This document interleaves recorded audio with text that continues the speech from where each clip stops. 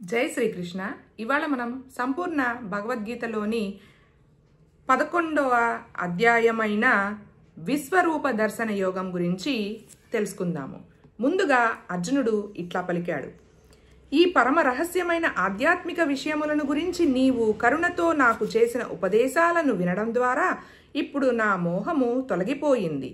ఓ కమలనేత్రుడా, ప్రతి జీవుని జనన మరణాలను గురించి వివరముగా నీ నుండి విన్నాను. నీ అవ్యయమైన మహిమలను అనుభూతము చేసుకున్నాను. ఓ పురుషోత్తమా, ఓ పరమేశ్వర, నీవే స్వయంగా వర్ణించినట్లు నీ నిజమైన స్థితిలో నా ఎదుట నిన్ను ఇక్కడ చూస్తున్నప్పటికీ ఈ జగత్తులోకి నీవు ఏ విధంగా ప్రవేశించావో నేను చూడగోరుతున్నాను. నీ యొక్క ఆ రూపమును నేను చూడాలని అనుకుంటున్నాను. హే ప్రభు యోగేశ్వర, నీ జగద్రూపమును చూడటానికి నేను సమర్థునని నీవు తలిస్తే దయచేసి ఆ అపరిమితమైన విశ్వరూపమును నాకు చూపవలసింది. అప్పుడు శ్రీకృష్ణ భగవానుడు ఇట్లా పలికెను: ఓ అర్జున పృథాకుమార, లక్షలాదిగా ఉన్నట్టి నానా రకాల దివ్యమైన పలు రంగులతో కూడిన రూపములనే నా విభూతులను ఇప్పుడు చూడు. ఓ భారతులలో శ్రేష్ఠుడా, ఆదిత్యులను, వసువులను, అశ్విని కుమారులను, సమస్త ఇతర దేవతలను ఇక్కడ చూడవలసింది. ఇంతకు పూర్వం ఎవ్వరూ చూడని వినని పలు అద్భుతమైన విషయాలను గాంచవలసింది. ఓ అర్జున, నీవు చూడగోరేదంతా నా ఈ దేహంలోనే తక్షణమే చూడు. ఇప్పుడు నీవు చూడగోరే దేనినైనా, భవిష్యత్తులో నీవు చూడాలనుకునే దేనినైనా ఈ విశ్వరూపము నీకు చూపుతుంది. కదిలేవి కదలనివి సమస్తము పూర్తిగా ఇక్కడ ఒకే చోట ఉన్నాయి. కానీ ఈ ప్రస్తుత నేత్రాలతో నీవు నన్ను చూడలేవు. అందుకే నీకు నేను దివ్యమైన నేత్రాలను ఇస్తున్నాను. నా యోగ ఐశ్వర్యాన్ని చూడు. అప్పుడు సంజయుడు ఇట్లా పలికెను: ఓ రాజా, మహాయోగేశ్వరుడైన భగవానుడు ఆ విధంగా పలికి తన విశ్వరూపమును అర్జునునికి ప్రదర్శించాడు. అర్జునుడు ఆ విశ్వరూపంలో అనేక ముఖాలను, అనేక నేత్రాలను, అనేక అద్భుతమైన దృశ్యాలను చూశాడు. ఆ రూపము పెక్కు దివ్యమైన ఆభరణాలతో అలంకరించబడి ఎత్తబడిన పెక్కు దివ్యాయుధాలను కలిగి ఉన్నది. అతడు దివ్యమైన పూమాలలను, వస్త్రాలను ధరించి ఉన్నాడు. పెక్కు దివ్య గంధాలు అతని దేహానికి పూయబడి ఉన్నాయి. అంతా ఆశ్చర్యంగాను, ప్రకాశమానముగాను, అపరిమితముగాను, సర్వవ్యాపకముగాను ఉన్నది. ఆకాశంలో లక్షలాది సూర్యులు ఒకేసారి ఉదయిస్తే వాటి కాంతి ఆ విశ్వరూపంలోని పరమపురుషుని తేజమును పోలుతుంది. ఆ సమయంలో అర్జునుడు పలు వేలాదిగా విభజింపబడినప్పటికీ ఒకే చోట నెలకొని ఉన్నట్టి విశ్వపు అనంతమైన రూపాలను భగవంతుని విశ్వరూపంలో చూడగలిగాడు. అప్పుడు అర్జునుడు దిగ్భ్రాంతి చెంది విస్మితుడై రోమాలు నిక్కబొడుచుకోగా తలవంచి నమస్కరిస్తూ చేతులు జోడ్చి భగవంతుని ప్రార్థించడం మొదలుపెట్టాడు. అర్జునుడు ఇట్లా పలికాడు: కృష్ణ, సకల దేవతలు, నానా రకాల ఇతర జీవులు నీ దేహంలో సమకూడినట్లు నేను చూస్తున్నాను. కమలములో కూర్చున్నట్టి బ్రహ్మను, అట్లే శివుడిని, సమస్త ఋషులను, దివ్య సర్పములను నేను చూస్తున్నాను. ఓ విశ్వేశ్వర, విశ్వరూప, హద్దు లేకుండా సర్వత్రా వ్యాపించినట్టి అనేక హస్తాలను, ఉదరాలను, నోళ్లను, నేత్రాలను నీ దేహంలో నేను చూస్తున్నాను. నీలో అంతము గాని, మధ్య గాని, ఆది గాని నేను చూడలేకపోతున్నాను. జ్వలించు అగ్నిలాగా లేదా అపరిమిత సూర్యకాంతిలాగా అన్ని దిక్కులలో ప్రదర్శిస్తున్న తేజోమయమైన కాంతి కారణంగా నీ రూపమును చూడటం అతి కష్టంగా ఉన్నది. అయినా పెక్కు కిరీటములతో, గదలతో, చక్రములతో శోభితమైన ఈ తేజోమయ రూపమును నేను సర్వత్రా చూస్తున్నాను. నీవు నశించనివాడవు, నీవు సనాతనుడువు, నీవే నిత్యమైన దర్శనం పోషించే దేవదేవుడు. ఇది నా అభిప్రాయము. నీవు ఆది మధ్య అంతము లేకుండా ఉన్నావు. నీ మహిమ అనంతముగా ఉన్నది. నీవు అసంఖ్యాకమైన బాహువులు కలిగి ఉన్నావు. సూర్యచంద్రులే నీ నేత్రాలు. నీ నోటి నుండి జ్వలించే అగ్ని వస్తున్నట్లుగాను నీ తేజముతో ఈ సమస్త విశ్వమును తపింపచేస్తున్నట్లుగాను నిన్ను నేను చూస్తున్నాను. నీవు ఒక్కడవే అయినా ఆకాశమును, సకల లోకాలను, వాటి మధ్య ప్రదేశమును వ్యాపించి ఉన్నావు. ఓ మహాత్మా, ఈ అద్భుతము భయంకరము అయిన రూపమును చూసి సకల లోకాలు కలత చెందాయి. దేవతా సమూహాలన్నీ నీ ఎదుట శరణాగతులై నీలో ప్రవేశిస్తున్నాయి.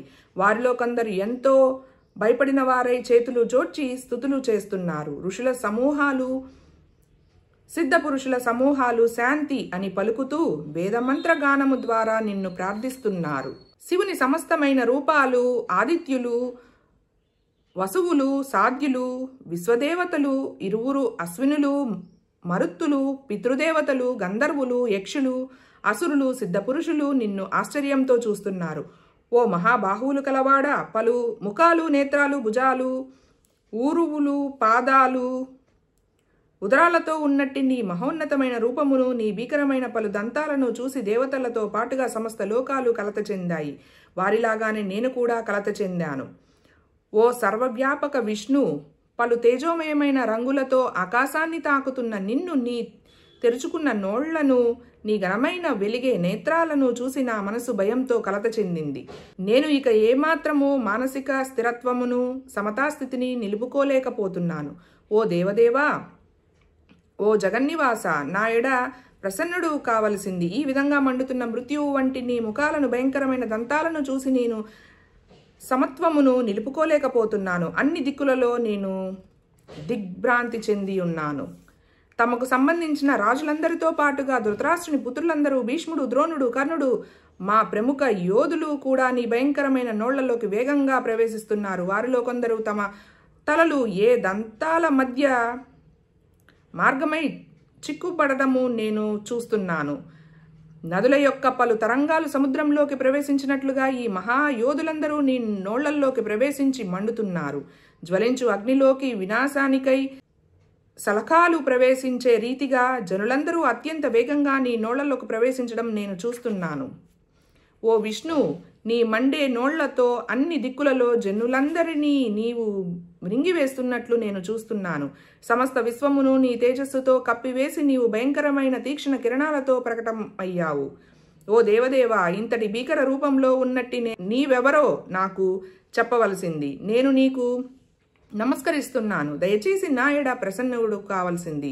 నీవు ఆదిదేవుడవు, నీ కార్యమేమిటో నాకు తెలియదు కనుక నిన్ను గురించి నేను తెలుసుకోవాలని కోరుతున్నాను. శ్రీ భగవానుడు ఇట్లా పలికెను. లోకముల మహా వినాశకారి అయిన కాలమును నేను జనులందరినీ నశింపచేయటానికే నేనిక్కడకు వచ్చాను. నీవు తప్ప ఇరువైపులా ఇక్కడ ఉన్నట్టి సైనికులందరూ చంపబడతారు. అందుకే లేచి యుద్ధ సన్నద్ధుడవై కీర్తిని గడించు. నీ శత్రువులను జయించి సమృద్ధవంతమైన రాజ్యమును అనుభవించు. నా ఏర్పాటు చే వారు ఇదివరకే మరణించారు. ఓ సవ్యసాచి, యుద్ధంలో నీవు కేవలము పనిముట్టువు కావలసింది.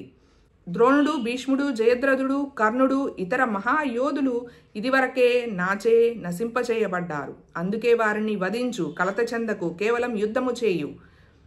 యుద్ధంలో నీ శత్రువులను నీవు జయిస్తావు. సంజయుడు ధృతరాష్ట్రునితో ఇట్లా పలికెను. రాజా, భగవంతుని ఈ మాటలను వినిన తర్వాత అర్జునుడు వణుకుతూ పదే పదే చేతులు జోడ్చి నమస్కరించాడు. గద్గద కంఠంతో అతడు భీతితో శ్రీకృష్ణునితో ఇలా పలికెను. అర్జునుడు ఇట్లా పలికెను.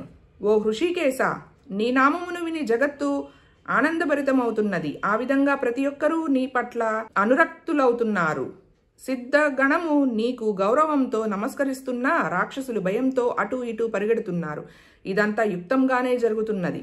ఓ మహాత్మా, బ్రహ్మకన్నను గొప్పవాడా, నీవే ఆది సృష్టికర్తవు. అటువంటప్పుడు వారెందుకు నీకు నమస్కరించరు? ఓ అనంతుడా, దేవదేవ, జగన్నివాస, నీవు అజేయమైన మూలానివి, సర్వకారణకారణుడివి, ఈ భౌతిక సృష్టికి అతీతమైన వాడివి. నీవు ఆదిదేవుడు, పురాణ పురుషుడవు, ఈ జగత్తుకు చరమ ఆశ్రయస్థానమును. నీవు సమస్తము ఎరిగినవాడవు. తెలియవలసిన సమస్తము నీవే. గుణాతీతుడవైన నీవే పరమ శరణ్యుడవు. ఓ అనంతరూప, ఈ సమస్త జగత్తు నీచే ఆవరించబడి ఉన్నది. నీవే వాయువు, నీవే పరమ నియామకుడవు. నీవే అగ్ని, నీవే జలము, నీవే చంద్రుడవు, నీవే తొలి జీవమైన బ్రహ్మవు. నీవు ప్రపితామహుడవు. అందుకే నేను నీకు 1000 సార్లు పదే పదే నమస్కరిస్తున్నాను. నీకు ముందు నుండి వెనుక నుండి అన్ని దిక్కుల నుండి నమస్కారాలు చేస్తున్నాను. ఓ అనంత శక్తి కలవాడా, నీవే అమిత విక్రమానికి ప్రభుడవు. నీవు సర్వవ్యాపివి. ఆ విధంగా నీవే సమస్తానివి. నీ మహిమలు తెలియక నిన్ను నా మిత్రునిగా తలస్తూ ఓ కృష్ణ, ఓ యాదవ, ఓ మిత్రమా అని తొందరపాటుతో సంబోధించాను. మూర్ఖత్వంతో లేదా ప్రేమతో నేను చేసినదంతా క్షమించవలసింది. మనం విశ్రాంతి తీసుకుంటున్నప్పుడు, ఒకే సయ్యపై శయనించినప్పుడు లేదా కలిసి కూర్చున్నప్పుడు, భోజనం చేస్తున్నప్పుడు, ఒకప్పుడు ఒంటరిగా, కొన్నిసార్లు పలుమిత్రుల ముందు పరిహాసము చేస్తూ నిన్ను చాలాసార్లు అవమానించాను. ఓ అచ్యుత, ఆ అపరాధాలన్నింటికీ నన్ను క్షమించవలసింది. ఈ సమస్త లోకానికి చర అచరాలకు నీవే తండ్రివి. నీవే దానికి పరమపూజ్యుడవు, పరమగురుడవు. నీతో సమానమైన వాడు గాని ఏకమైన వాడు గాని లేడు. అయితే ఓ అపరిమిత శక్తి సంపన్నుడా, నీకంటే గొప్పవాడు ఈ ముల్లోకాలలో ఎవడుంటాడు? నీవు ప్రతి జీవునిచ్చే పూజింపబడవలసిన దేవదేవుడవు. అందుకే నేను నేలపై వ్రాలి నీకు నమస్కరిస్తూ నీ కరుణను వేడుకుంటున్నాను. తండ్రి, నా కుమారుని మొండితనాన్ని, మిత్రుడు తన మిత్రుని అమర్యాదను, భర్త తన భార్య చనువును సహించినట్లుగా నేను నీ పట్ల చేసిన తప్పులను దయచేసి సహించవలసింది. ఇంతకు ముందెన్నడూ చూడనట్టి ఈ విశ్వరూపము చూసి నేను సంతోషించాను. కానీ అదే సమయంలో భయంతో నా మనస్సు కలత చెందింది. అందుకే ఓ దేవదేవ, జగన్నివాస, నా ఎడ కృపజూపి తిరిగి నీ భగవద్రూపమును చూపవలసింది.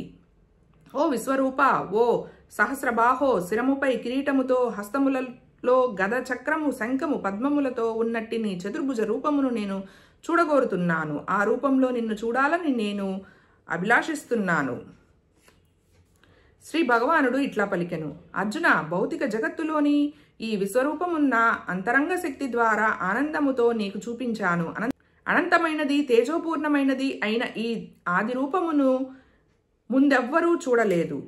నీవు మాత్రమే చూసితివి. ఓ కురు వీరులలో శ్రేష్ఠుడా, వేదాధ్యయనం చేతగాని, యజ్ఞాచరణ చేతగాని, దానము చేతగాని, పుణ్యకార్యాల చేతగాని, కఠోరమైన తపస్సు చేతగాని భౌతిక జగత్తులో ఈ రూపంలో నేను చూడబడనందున నా ఈ విశ్వరూపము నీకు పూర్వము ఎవ్వరూ చూడలేదు. నా ఈ ఘోరమైన రూపమును చూసి నీవు కలత చెందావు, భ్రాంతికి లోనయ్యావు. ఇప్పుడది తొలగిపోవుగాక. ఓ భక్తుడా, అన్ని కలతల నుండి తిరిగి ముక్తుడవు కావలసింది. ప్రశాంతమైన మనస్సుతో ఇప్పుడు నీవు కోరిన రూపమును చూడు. సంజయుడు ధృతరాష్ట్రునితో ఇట్లా పలికెను. దేవదేవుడైన శ్రీకృష్ణుడు ఈ విధంగా అర్జునునితో పలికి తన నిజమైన చతుర్భుజ రూపమును ప్రదర్శించి చివరకు తన ద్విభుజ రూపమును చూపి ఆ విధంగా భీతుడైన అతనిని ధైర్యపరిచాడు.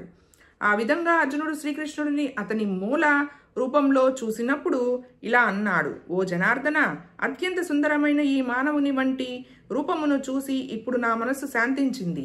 నేను నా సహజ స్వభావమును తిరిగి పొందాను.